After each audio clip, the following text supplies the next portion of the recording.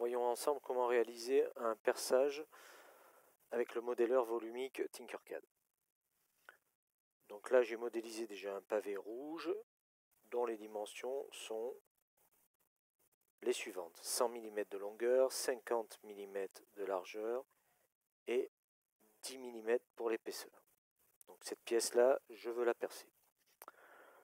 Donc je recherche dans ma bibliothèque de forme simple, ici, le cylindre.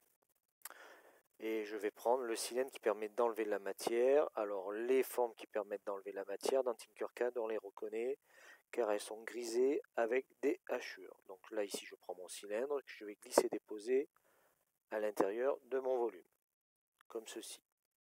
Je vais régler de suite le diamètre de mon perçage en cliquant donc sur la forme et sur les petits carrés blancs qui permettent de modifier longueur et largeur. Alors ces petites manipulations sur les volumes simples, nous les avions découverts au travers d'activités précédentes lors de la prise en main de Tinkercad. Donc là je veux réaliser un diamètre de 5 mm, donc ici je vais taper 5 et 5. Voilà. Maintenant je veux m'assurer que mon perçage traverse de part en part le volume. Donc là, deux façons de faire. Premièrement, s'assurer que la hauteur du cylindre est supérieure à la hauteur du volume à percer. Là je vais exagérer, je vais régler une hauteur de cylindre à 40 mm, bien au-dessus de la valeur donc de 10 mm de mon pavé. Voilà, c'est pour la démonstration. Et je vais descendre mon cylindre jusqu'à ce qu'il traverse largement donc le volume à percer, de cette façon-là. Donc là je fais pivoter ma vue en 3D pour voir le rendu de ma manipulation. Bon, je suis satisfait. Donc maintenant je vais positionner correctement mon perçage en partant donc du principe que lorsque je modélise ma solution sur Tinkercad, au préalable nous avons fait une étude, dessiner un dessin de définition du prototype à réaliser. Donc je voudrais que ce perçage-là soit positionné à 15 mm du bord gauche et à 35 mm du bord bas. Donc pour ça, je vais me placer en vue de haut, comme ceci. Je m'assure d'être en vue 2D et non pas vue en perspective. Alors je vous montre là un petit peu la différence. Vue en perspective, donc on a un effet là ici 3D encore à l'écran sur volume, malgré qu'on soit placé en vue de haut. Donc je bascule en mode 2D, voilà, comme ceci, pour travailler vraiment sur la 2 dimensions. Et une fois que c'est fait, je vais utiliser l'outil règle pour pouvoir là ici rentrer les dimensions qui permettent de positionner le perçage. Alors pour ça, je prends la règle et je vais la glisser et déposer en bas à gauche de ma pièce, à l'angle, comme ceci. Pour le perçage, je vais m'assurer donc d'utiliser le milieu. Donc il y a deux options, soit j'utilise des extrémités des éléments pour les positionner entre eux, soit le milieu. Pour le perçage, je conseille d'utiliser le milieu, c'est le plus simple.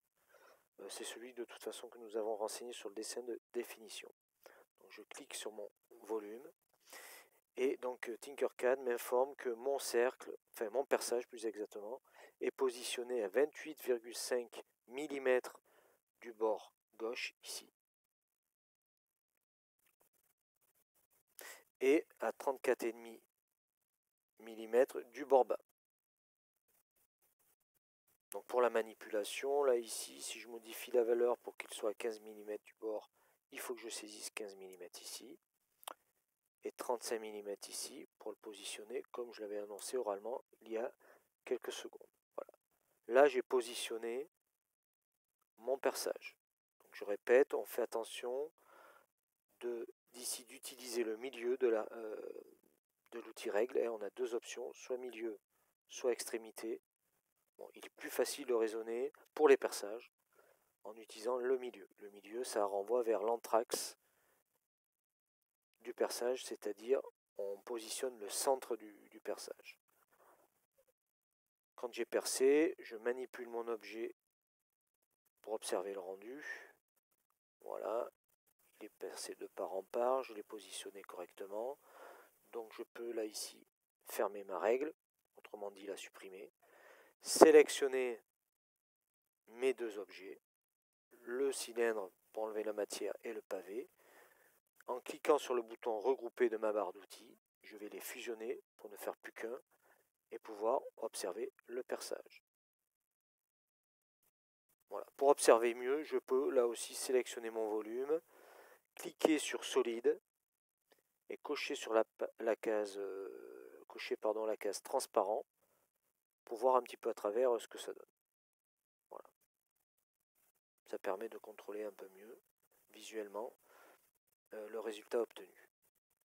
Et après recliquer pour remettre là ici la valeur solide, c'est-à-dire une couleur opaque, donc j'enlève le transparent.